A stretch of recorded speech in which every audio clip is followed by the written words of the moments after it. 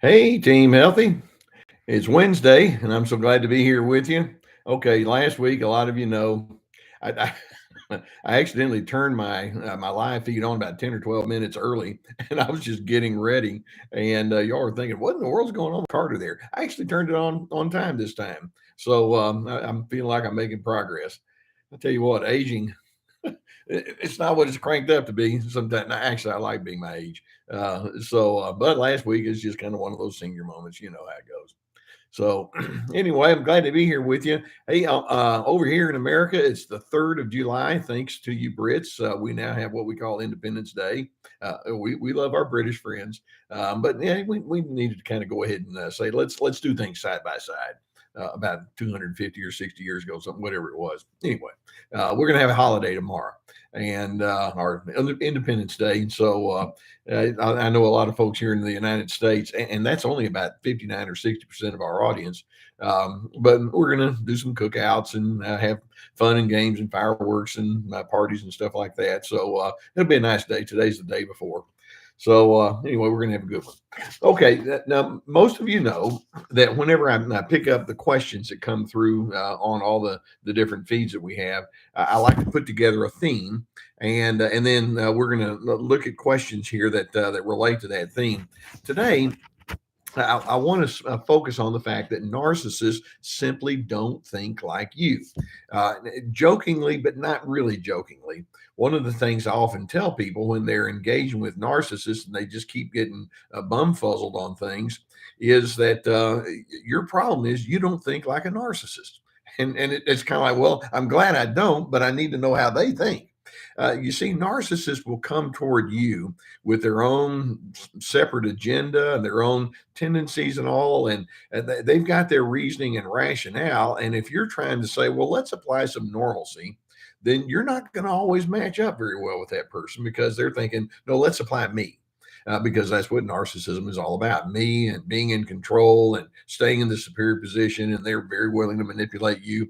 And so part of our task here on Team Healthy is that it's necessary for us to know, okay, I get it where they're coming from. Knowing that, sad as it may be, then it allows me to be able to make appropriate adjustments. That's what we're going to do here. So, without any further ado, I've got a bunch of questions. By the way, those of you who are new, or a reminder to those of you who keep coming back, put your questions in the comment section below. I'll pick up on them and do the copy and paste. And then next week, we're going to pick up and do it all over again. This person, the first question we have today, it says, I'm in the process of separating from the covert narcissist as I am his only target. And then it goes on to say, I was wondering if after we have officially separated, so it sounds like they're either living together or married, is it possible for someone else to become the target, i.e., a new girlfriend, and for me just to become a friend? How likely is this? For clarity, I believe he's somewhere in the middle of the spectrum. He's not exaggerated or extreme. Well, when you say the middle of the spectrum, some of you you're catching on this. I do believe that narcissism is a pattern on a spectrum, and all the way down at one end, let's say the 90 percentile plus, and this is non-scientific. This is just my Les Carter analogy. But at the 90% or plus, you have the really bad malignant narcissists. They're just impossible to engage with. You can have those at the 75% level, 50% level, 35% level, 20% level. And so when she says kind of in the middle, it's like, well, it's enough to where sometimes normalcy can come through. And then sometimes that abnormal me first narcissistic pattern comes through. And frankly, you mentioned covert. That's part of what makes covert narcissism sometimes so difficult to deal with because they're not always in that highly self-absorbed mode. You don't always know until you run into conflict with them. And so here's where she is. So she's going to be separating from this guy, and she's wondering, well, I seem to be his target now. Is he going to get a new supply, a new girlfriend? And then is she going to become the target? And I'm just going to be just a friend. By the way, it reminds me of that song came out, what, 10, 12, 15 years ago. Now I'm just somebody that you used to know. You remember that one? Kind of a clever song. Yes, it's almost highly predictable that when one person is discarded or one relationship goes to the wayside, the narcissist, being what they are, will continue on in their patterns. So keep in mind, they're psychologically lazy. They don't want to say, "I need to learn," but they'll take who they are and apply it to the next relationship. Narcissists are in desperate need for what we call narcissistic supply. Let's pull back. Whether even if you're in a business setting, if you're in a home setting, a marital setting, parenting, whatever it might be, it, it's inevitable that there are going to be times when things don't go according to plan. Now, healthy individuals will say, well, things didn't play out the way I wanted. This is a learning opportunity. And that's what healthy people think. You tend to grow the most when you make your mistakes. This is a learning opportunity. Let me see if I can just kind of debrief, take a look at what the patterns were, what the habits were, how we got to this point, and then what kind of adjustments we need to make. And they're very willing and open to learning. Narcissists is like, I don't do that. In fact, it doesn't even dawn on them to do that. They're not terribly introspective, at least not with respect to who they are. They don't have strong self-reflective thoughts. So to them, if a narcissist, if a relationship comes apart at the seams, they're thinking, well, can't possibly be me, so it must be you. And so they put all their blame onto you. And it's like, yeah, narcissists never have good exes. Well, most people don't either. It's like, yeah, she did this or they did that, and I didn't like the way they did this, and I'm better off without them in place. And they don't think, sometimes I let my anger run away from me, or sometimes I didn't listen very well, or there were times when I just ignored people, or I just went my own way and sought my own advice, and I failed to coordinate well with other individuals. They don't think that way. And one of the things that I would do in therapy, particularly in the aftermath of a broken relationship, is not just to say, what did they do? Because inevitably they are going to come into the discussion. But ultimately, the question is, well, where am I in all of this? And what can I learn? So when you ask the question, and is somebody else going to take my place? It's almost an inevitable yes. And as a result, they keep on perpetuating the same problems. Keep in mind, narcissists operate with a very self-serving false self. Okay. By that, I mean, they don't like to face anything that might bring them shame or guilt or embarrassment. It's like, nah, I was exposed way too early on to a system that was very judgmental, and I don't want to have to be a part of that anymore. And so what they do is they pronounce judgment out there. And so they can't introspect. I'd like to think, everything I do is perfect and ideal, but it's not. And so as part of healthiness, this sounds kind of paradoxical. Part of healthiness is to be able to see what's unhealthy about yourself so that you can proceed in the better direction. So yes, this woman is picking up on it. The fact that she's asking the question tells me she suspects that's what's going to happen. And mark it down. Whether it's a year from now or 2 years from now, you're going to see the same patterns, just a new person in your place. Another person says, okay, and this goes back to the whole concept of narcissistic supply. Why is it that you can be in the midst of a crowd with these people, the narcissist, and you can go unnoticed, and then parentheses, possibly because their source of supply surrounds them and other people follow, as though they're the only person in the room that matters. Okay, so you know that I sometimes tease you all when you send in questions and then you start providing the answer as you're asking the question. That's what this person did. It seems like I can be in the middle of a crowd with that narcissistic person, and I become unnoticed. They just don't pay any attention to me. And then in parentheses, maybe that's because there's a source of supply out there, and they want others to go along with them. And the answer is exactly. And especially if that narcissist has a bent towards extroversion. When a narcissist is around a group of people, whether it's 4 people or 38 people, I don't know. What they're like is it's kind of like a kid that goes into a candy store. It's like, oh man, I can get all the sweets that I want, and they want to work a crowd. Like I say, especially the overt narcissists. Coverts can do it too, but they're a little less outlandish with it. But they're constantly wondering, what do I need to say to make people laud me? And they can tell funny stories, or they'll be very complimentary, or they'll say, may I be helpful to you? And they have all sorts of things that they do, so that others will say, wow, what a nice person. And then they might look at you, if you're the one that walked in the door with them, thinking, hey, you sure are fortunate.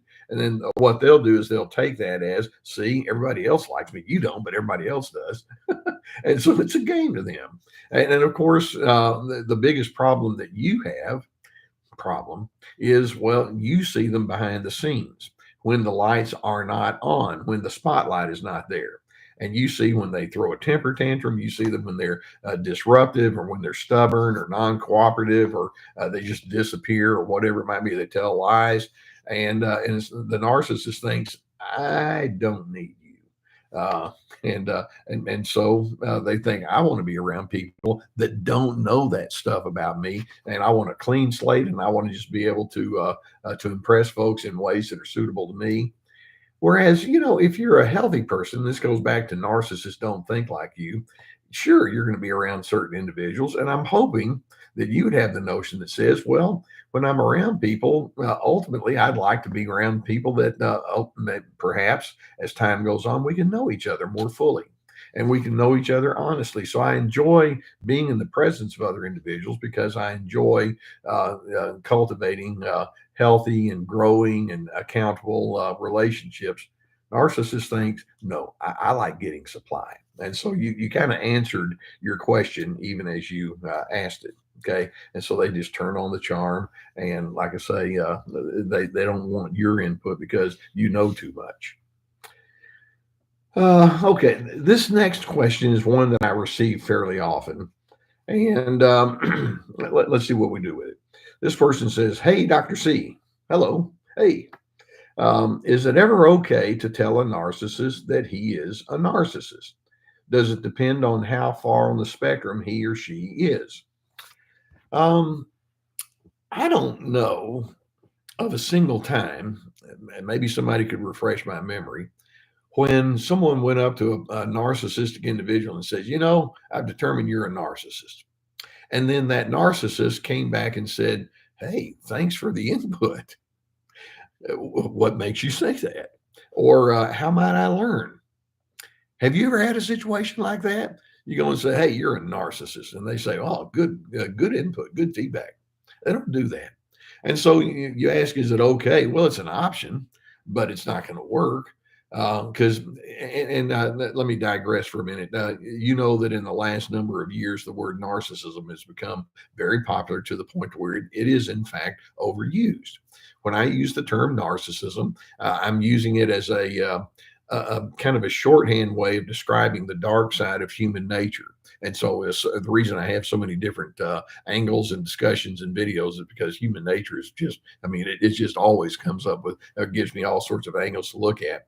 But when we talk about narcissism, we're talking about the dark side. We each have what I call a duality, the part of us that is capable of goodness and healthiness and love, etc. And then the part of us can be capable of all the opposites of that. Healthy individuals will see it. And they acknowledge it, and they do something about it. And so they keep their tendencies at a very low and manageable level, if you will. And if somebody comes along and says, hey, there's a problem, then that healthy person says, well, I'd like to know what it is so I can continue to make my adjustments. Narcissists, part of their narcissism is that they have such thick and high walls of defense. It's like when you come along and say there's a problem, they'll say, yeah, I know there's a problem, and it's you. And so they just throw it right back on you. They're not insight oriented. Now, if there's something going on between you and that individual and you want to address it, I would suggest a different route. And that is, rather than saying, well, I think you're a narcissist, pull back and just describe what you're noticing. For example, and again, keep your expectations, manageable.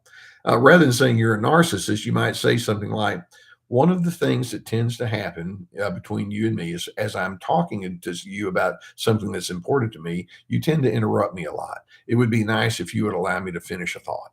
Okay, that interrupting and being overwhelming and all that can be part of the narcissistic pattern. Or you might say something like, one of the things that tends to happen between you and me is that I feel like you're trying to exert a type of control. You give me advice that I didn't ask for, or there's just an undertow of criticism. It would be nice if you would be willing to work with me on that pattern, and so on and so forth. Now, I know that most of you are thinking, good luck on that.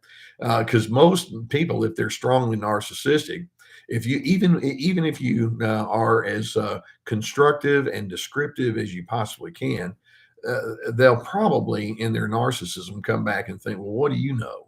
If you think I interrupt, you interrupt all the time. They just it's the old boomerang communication, or it may be that you'll say, well, if you don't feel like if you feel like I'm too critical, have you ever listened to yourself? You're critical, and typically they see in you what they don't want to work with on themselves or work about within themselves, and that's their projection. So the possibilities or the likelihood, I should say, of them receiving your input well is rather low. But if you really want to say something, and sometimes you just need to hear yourself say it, then I would speak descriptively as opposed to applying the title narcissist. Because at least it gives them a little something to focus on that is somewhat measurable, if you will. And again, one of the problems with narcissism is they don't feel like they're the ones that need to change. If there's a problem, it's you, and so they tend to go into heavy doses of denial.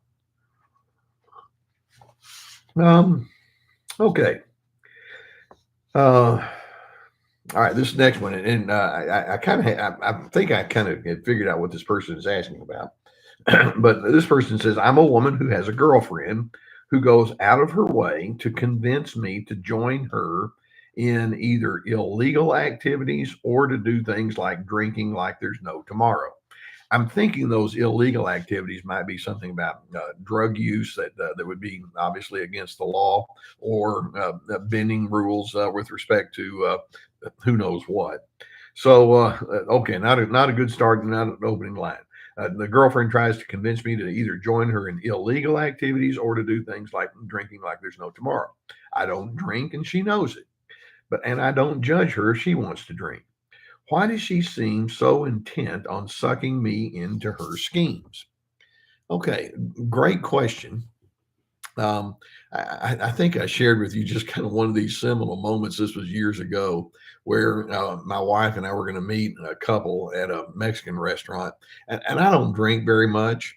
In fact, these days with me having this acid reflux, it's just like alcohol is not one of the things that's any good for you anyway. So I can go long periods of time without it. Anyway, we were going to this restaurant, and the other couple got there first.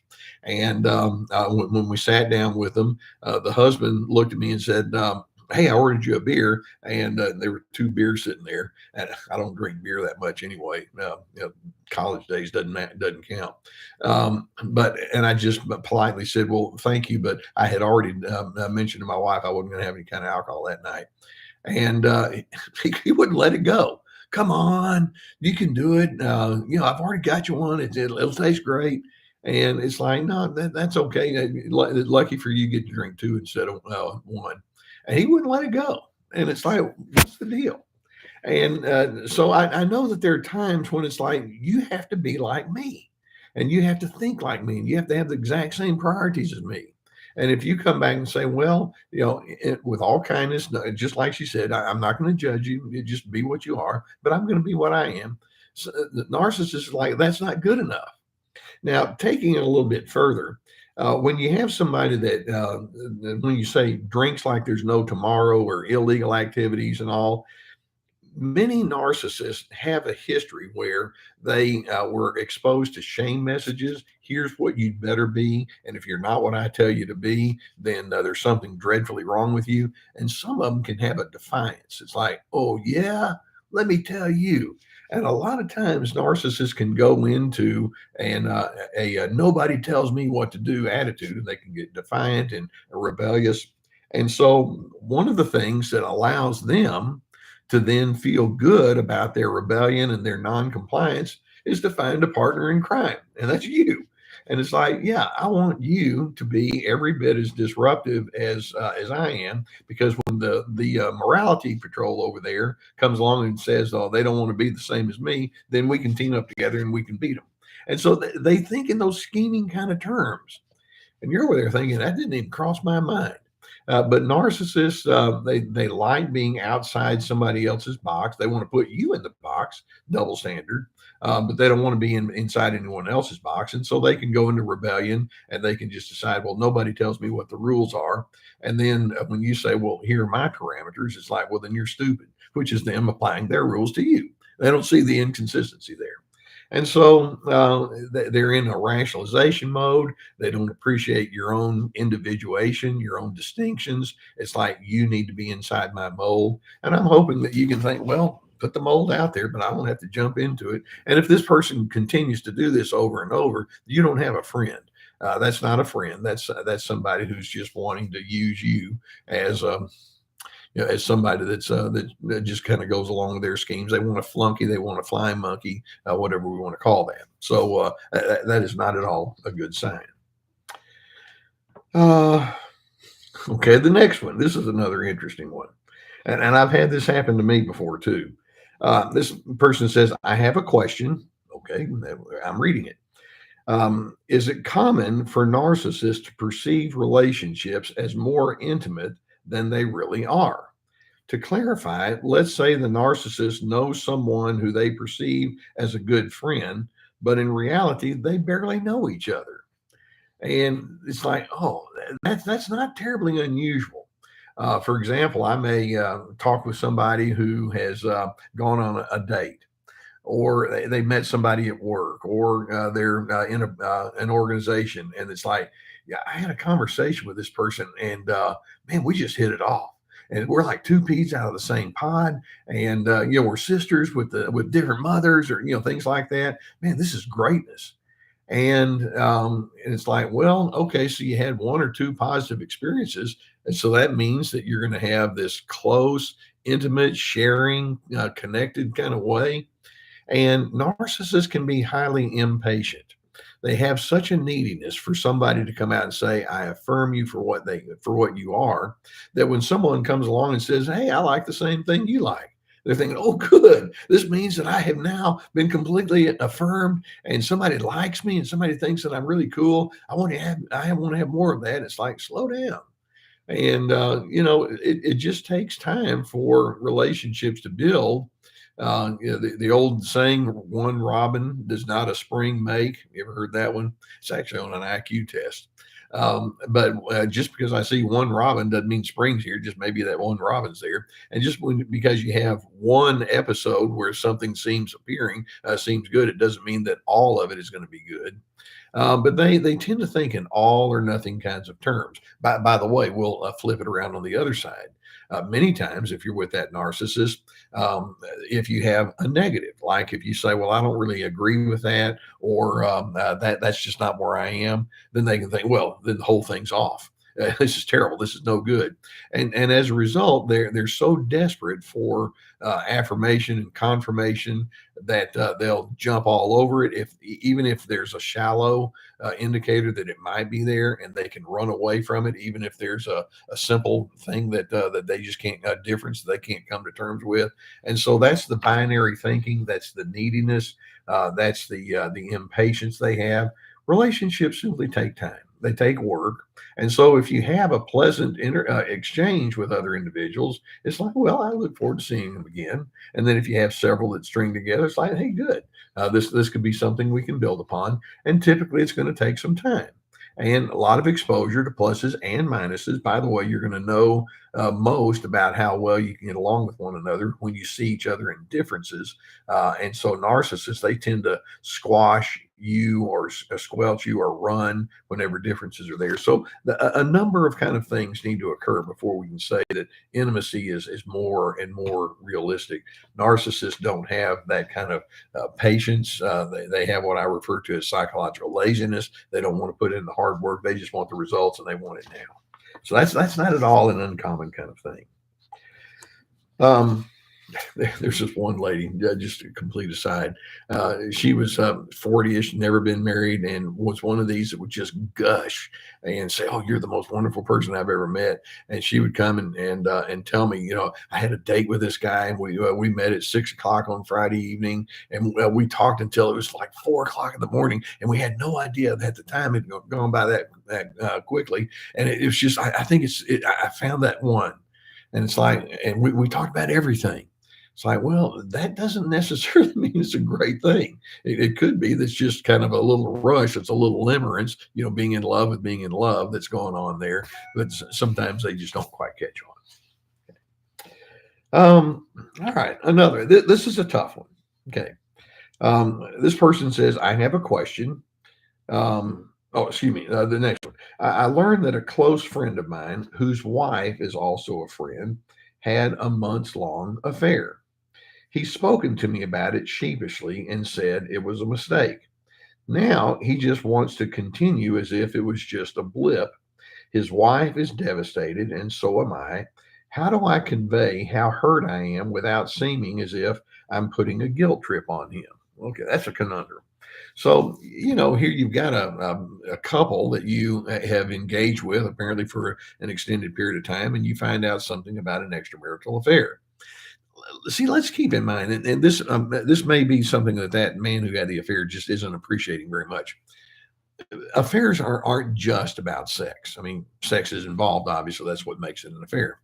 But it involves so much more. When a person says, I'm willing to have an affair, what they're also saying is, I'm willing to become a liar. I'm willing to become someone who reneges on my promises. I'm willing to be a keeper of secrets. I'm willing to become phony. I'm willing to manipulate, exploit, use, and I'm going to put up walls of defensiveness, all sorts of things. And typically, the affair, even though they may be smiling when they have the affair, there has an anger element to it. It's kind of like, my whole life is stupid. I don't like it anyway. And so there's a hidden rebellion that can be a part of it. There's so many ingredients that go into the making of an affair. And so when an affair arises, as a therapist, and when I would be talking with individuals who had that issue, then it would be like, okay, let's not just talk about only the act itself. I mean, that's enough, but let's pull way back. And if we're going to have a therapeutic adjustment, let's look at all those hidden ingredients that are there: that hidden anger, your hidden fears, your defenses, your egotism, your neediness, all of that. Let's put it all out there. When a guy says to you as a friend, yeah, I made a mistake, it shouldn't have happened. And then the next time it's like, hey, old buddy, old pal, let's go to this and let's do that. And they just try to pick up and say, let's just pretend like everything's okay. What that tells me is that person who had the affairs is saying, I really don't want to have to think too much about that. It's embarrassing, or it might make me feel bad. And what I'm hearing as a therapist is, I don't want to grow. I just want to sweep it under the rug. And so when you ask, how do you confront this person? How do you talk with this person without putting a guilt trip on him? Well, first, there's two different elements there. One is you can talk in a very reasonable way, but that person may take it as a guilt trip. And so you don't know how they're going to interpret that. And that's not on you, that's on them. What I would do is I would not put the focus on him. Instead, I would put the focus on myself, and I would let it be known, particularly when you just sense that he's just kind of wanting to have everything back to normal. It's okay to sit down and say with that person, may I share with something with you personal about me?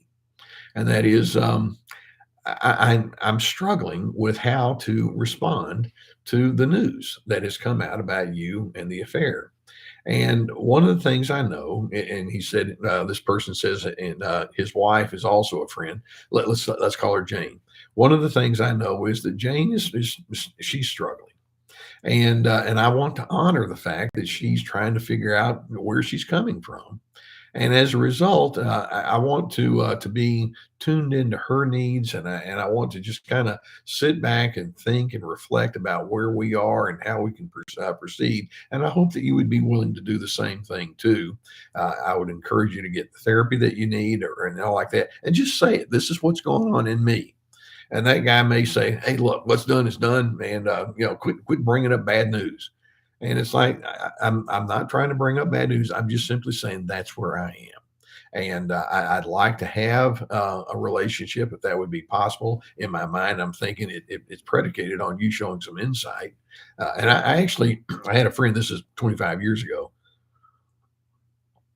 who we actually were having a cookout at my house, and it was just he and me on the back porch, and he wound up just telling me some stuff about his personal life that's like, oh, I did not know this. And and he instead of saying I don't want to talk about it, his thing is I've been going to therapy, and I wanted to tell you because I wanted there to be an honesty between us. And I just felt like I was carrying this big old huge secret, and I didn't want to do that. And to this day, he's still a friend of mine. And it's like I'm so sorry that you went through that, and obviously let's not have that happen again. But he took a really hard situation and turned it into some personal growth, and so it can happen. What I would do is rather than pointing a finger that he would think of as being accusing, I would just talk about what I'm doing and what I'm going through and how this is impacting me, how I have my feelings towards his wife, and I wanted to support her and be kind with her, and I wanted to be sensitive to that and let it hang out there, and then see what he does with it. If he says, you're bringing up something good, then maybe we can move forward. If he just sweeps it under the rug, it's like, well, we don't have that deep of a relationship now, do we? And then you have to decide where you're going to go. That's a hard one. But I do think in closest relationships, you need to be willing to talk about those kind of things. Okay, this next one kind of goes along with so much of what we've been asking in these other questions. This person just succinctly says, can a narcissist ever get enough attention, love, etc.? And the answer is narcissists can be a bottomless pit. It's like when you think you've given them some affirmation, when you think you've given them enough attagirls or attaboys, it's like, keep it coming. I want more. They're extremely needy. Now, it's interesting how they illustrate their neediness. Now, part of it can be they get their feelings hurt when they don't hear the positives. So that's the obvious. But also, part of their neediness is illustrated in their criticisms. Have you ever thought of that as being a needy indicator? When a person says, I don't like the way you did this, they could very well be implying, I want something else instead. Or when they go into their anger, again, it's like, why didn't you do what I wanted you to do? And that can be part of their neediness. Gimme, gimme, gimme, give me what I want. It can be illustrated by they don't want you to talk about any negatives. All they want is to hear the superlatives. It could be that they get their feelings hurt really easily, and then again that comes out as anger. So narcissists have a lot of neediness, and it has many different ways to show. And so the question is, can narcissists ever get enough attention and love? What they think of, especially as love, is just don't hold me accountable. Just take me for what I am and let me get away with all of the rude and inappropriate and selfish things that I want to do, and let's just call it okay. And then if you think there's some of this that's just not helping the relationship, then they can think, well, then there's something wrong with you, and so they go looking for the next supply, and they just keep doing the same thing over and over, and then they wonder why there's such a large number of people that they've broken up with or gotten away from or quit jobs from, etc. Okay, the next question we have, and again, remembering they don't think the same as you and me. This person says, I have a question, Dr. C. What is their fear of rejection like? I'm guessing it's off the scale, and your guessing is correct. See, go back and think about the child at age 4, 5, 6, 7, 8, and then into their preteens and their teen years. One of the most important ingredients for a child growing up is to know that there's a balance between making corrections in the things that you might have done wrong or just off base. And then also you want to have a sense of affirmation. And so, for example, y'all know that I have a daughter, a granddaughter. She's 6 years old now, and there are times when we have to reprove her and don't do it this way. Let's do it that way instead. But we also want to have a sense of affirmation. I love you, and hey, come here, let's have a hug. Let's do some things that you like to do, and I get on her level with her, and there's a balance there. Narcissists, in their earlier years, somewhere got way out of balance with that. Their thinking was, if I show my negatives, it ain't going to be pretty. And so they have a lot of, they have a fear of judgment or being rejected or not measuring up to someone else's standards. And so they can develop a very sensitive and touchy nature. It's like, if you have that look on your face, or if you say something that's not flattering, this is curtains for me. And they can get really angry, and they can get really hurt, and they can get really easily offended. And it might be that you're saying, hey, look, all I'm trying to say is I'd rather do A instead of B. And if you could cooperate with this, and they're thinking, you're rejecting me again, aren't you? And so it's like they've got this wound on the inside of themselves. And if you have a fresh wound, if you touch it, there's a flinching. That's what they do. Only their wound may be 40 years old or more. And so basically, narcissists have a fear of rejection, and it can be off the charts. By the way, it comes out most commonly as anger, but it's their way of saying, "I haven't come to terms with what I can do when there are differences between you and me, or anyone else for that matter." And it's part of their lack of insight. It's part of their lack of personal reflection that's coming out on full display. Healthy individuals in the midst of any possible rejection will think, well, let's learn about this. Let me figure out why that person's thinking or feeling as they do, and let me understand what motivates them to think and do the way they do. Let me figure out what's going on inside of me that may have inadvertently led to that. And narcissists don't do that. They just blame, and then they carry that fear to the next person that comes along.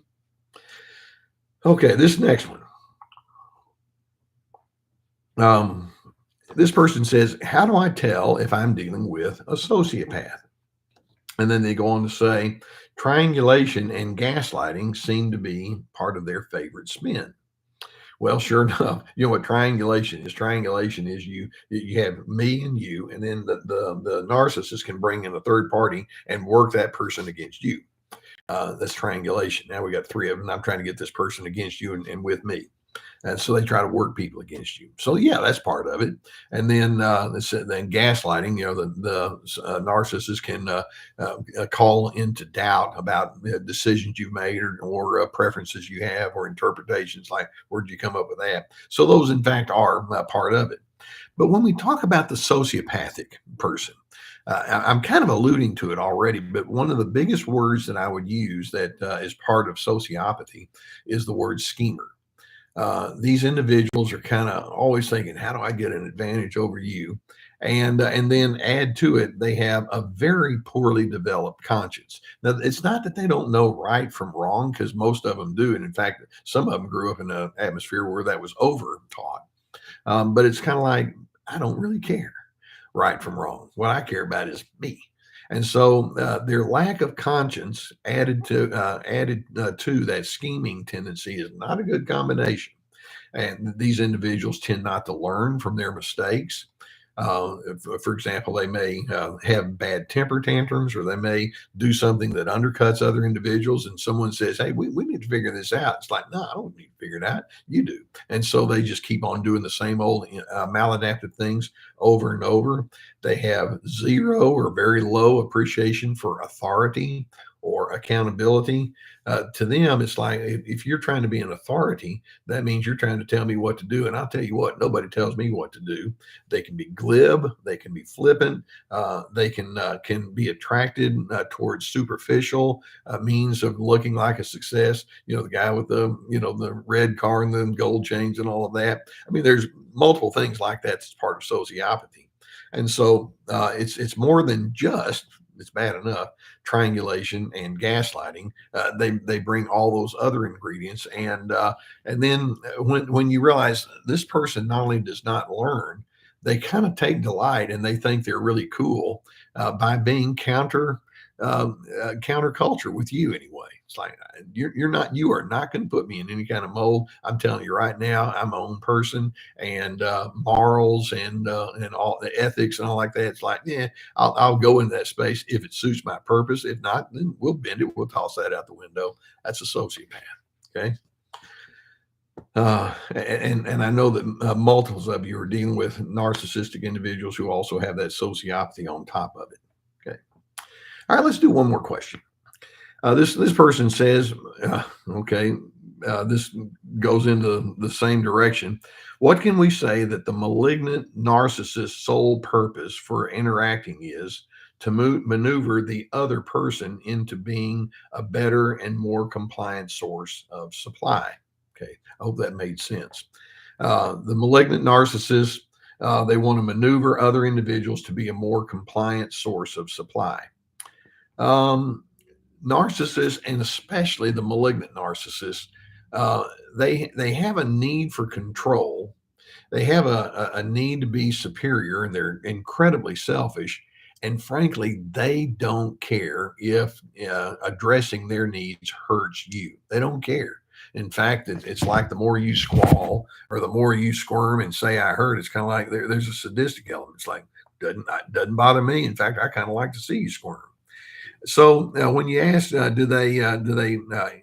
their sole purpose to get a more compliant source of supply? Let's put it on a little larger scale than that. Their purpose is to establish dominance. Okay, and that's the same thing with a little stronger angle. Malignant narcissists think, well, the ultimate display, the ultimate show, the ultimate illustration that means that you are a somebody is if you can intimidate people, if you can force them into your mold, and if you can punish them for not being what you want, and they tremble in their boots when you show up. That means I am now a force to be reckoned with. And it can be male, it can be female, it can be at work, it can be inside a home, it can be as a parent. The possibilities are endless. So when we talk about a malignant narcissist, we're talking about selfishness in a mean way of putting it on other individuals and to the point of being heartless. And so, yeah, they want you to be a compliant source, but more than that, they want you to be the underling, and there's no question whatsoever they're the dominant person, and you better know it. That's how they think. Okay, these questions, and I so appreciate them that they illustrate they don't think the same as you and me, and they operate with patterns that are going to guarantee relationship failure. But you know what they'll do is they'll flip it around and say, "Yeah, if the relationship failed, it wasn't because of me. It's because you didn't do what I wanted you to do." And so it's like, okay, I'm hoping you can see when they come at you with these kind of things that we're talking about, it's your way of saying I need to recalibrate, and I do not need to be under the influence of someone who thinks like this. I don't want to be around schemers, and I don't want to be closely attached to someone who says I build my sense of well-being by diminishing you. No, that's not good for you. So know what your boundaries are, know what your healthy alternatives are, and then we're going to stay team healthy. And sometimes it's distance, shallowness. Sometimes it's complete no contact. I can't be with folks who are going to just consistently bring me down. So I really appreciate knowing what you guys are dealing with. And by the way, I noticed in the chat box here before we went on air that you're all talking about how I come up with all sorts of different angles. I listen very carefully to what you guys are telling me, and I read your comments, and I get a whole lot of topics that I use in videos based on what you guys are telling me. It's good for me to hear from you, and I hope that you're able to take some of the things that I share I hope it has a healthy impact on you. It keeps me on my toes, knowing that in order for me to be able to speak with authenticity, I need to make sure I'm working on my own personal life too. How about that? We're all in this together, aren't we? So, Team Healthy, hope you have a good rest of the week. Those of you who are here in America, happy 4th of July. Those of you who are elsewhere, happy 4th of July anyway, even though it may be for different reasons. And put your questions in. I will be picking up on them, and I look forward to seeing you guys same time, same station next week. Bye now.